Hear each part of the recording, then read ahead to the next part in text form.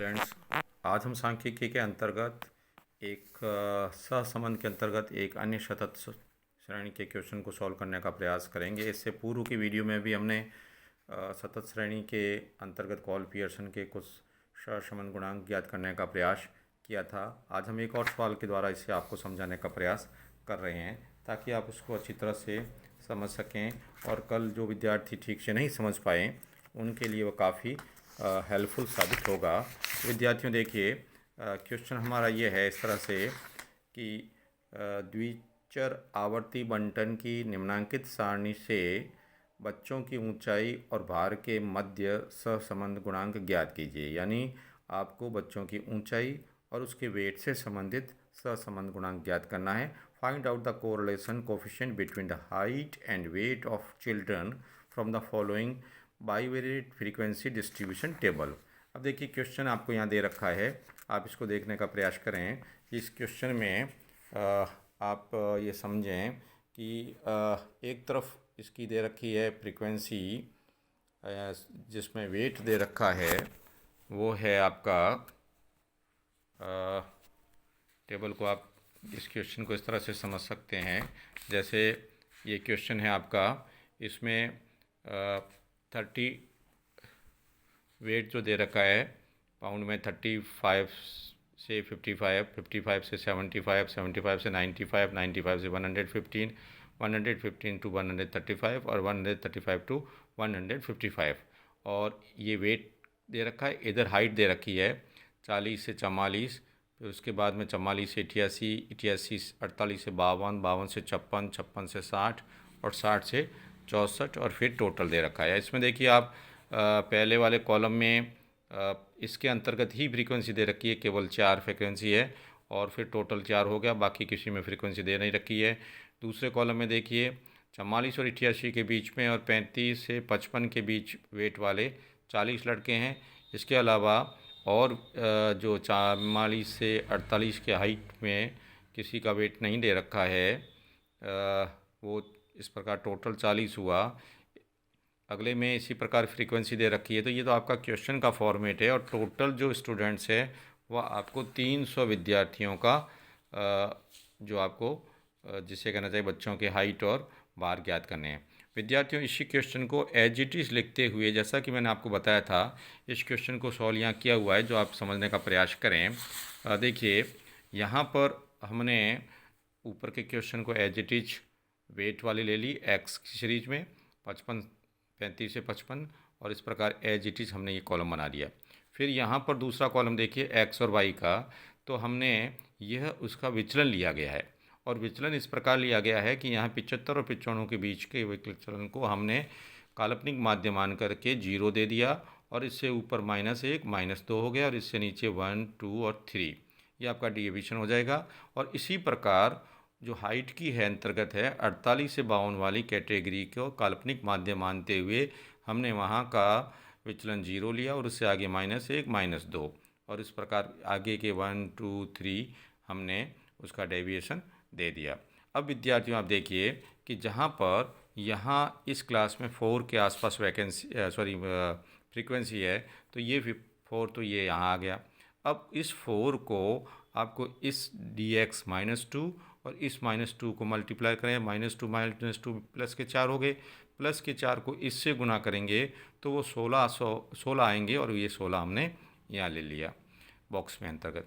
इसी प्रकार इस कॉलम में दूसरी कोई आप देखिए कोई है ही नहीं, तो हमने एज इट इज यहाँ तक डैश डैश कर दिया। अब यहाँ पर फ्रीक्वेंसी दे रखा 40, इस 40 के अंतर्गत हम dx -2 को और यहाँ पर -1 को गुना करेंगे तो प्लस के 2 हो गए, प्लस के 2 को 40 से गुना किया तो हो गया 80। इस प्रकार हम आगे बढ़ेंगे तो यहाँ 0 है, अतः 60 होने के बावजूद भी 2 को 0 से गुना करेंगे 0 हो जाएगा और उसको 60 से गुना करेंगे तो 0 हो जाएगा।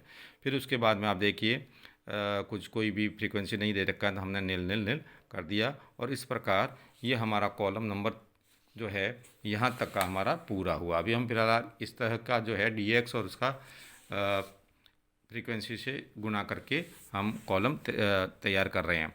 अब देखिए दूसरे में 55 से 75 के बीच में -1 है, यहाँ कुछ भी नहीं, यहाँ कुछ भी फ्रीक्वेंसी नहीं देखिए, कोई आवर्ती नहीं दे रखी यहाँ पर देखिए, अतः हमने यहाँ पर भी डैश डैश कर दिया।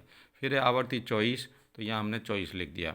इस 24 को -1 और 0 से गुना किया तो 0 हो गया, 0 को 24 से गुना किया तो 0 यहाँ बॉक्स में लिख दिया।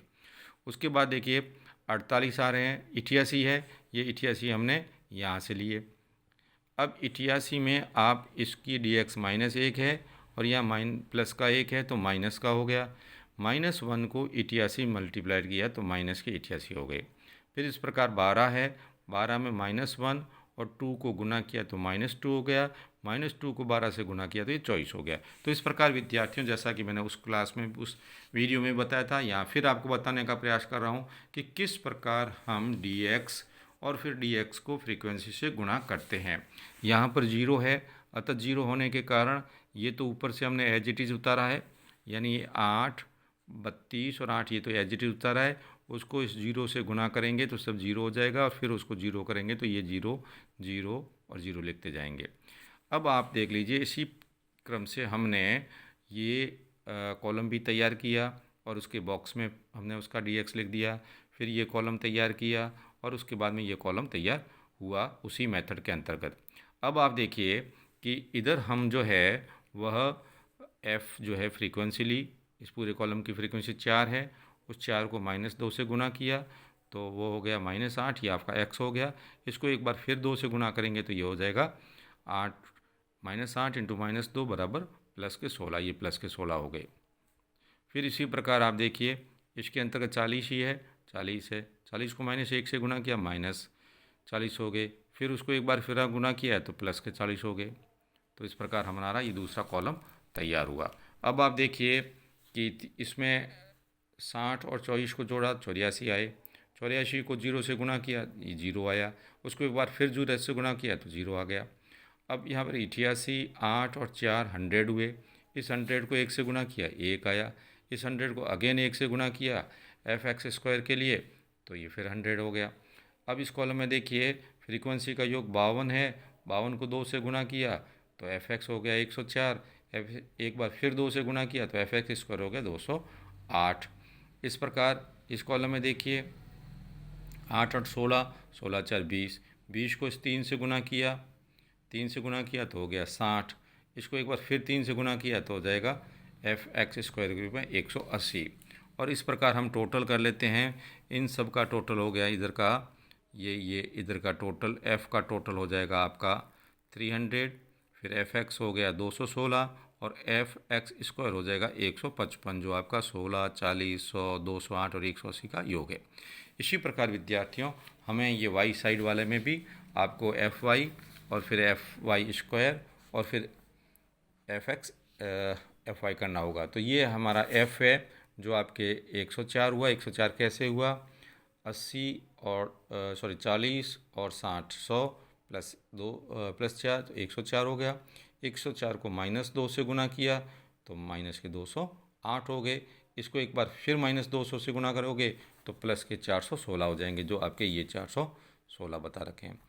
इसी प्रकार आपके जो ये है 124, 124 को -1 से गुना किया तो -124 हो गए। इसको एक बार फिर किया क्योंकि हमें fy² करना है तो +124 हो गए। इस प्रकार हम जो है वह इन सब के fy और fy² ज्ञात कर लेंगे। अब हमें ज्ञात करना होगा अंतिम कॉलम जो हमारा है fxy, वो आपके इसका योग है जो बॉक्स में लिखा 16 और 80 यानी 96, तो ये 96 है, यहाँ पर आप देख लीजिए ये 96।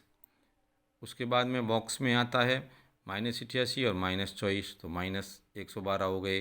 फिर बॉक्स में 0 0 है तो 0, फिर बॉक्स में 24 और 8, 24 और 8 32 होते हैं तो ये 32 हो गए।